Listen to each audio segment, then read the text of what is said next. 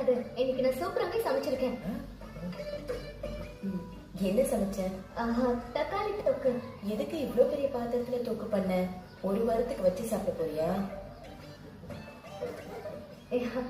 தொக்கு நிறைய இருக்கு, இன்னும் சாப்பிடணும்னு நினைச்சா இல்லாம போயிடக்கூடாதுல்ல, அதான். ஓ, சூப்பருங்க, நல்லா யோசிக்கிறீங்க. சரி, சாப்பிட்டு பார்த்துட்டு எல்லாரும் எப்படி இருக்குன்னு சொல்லுங்க. சக்தி, நீயும் சொல்லு.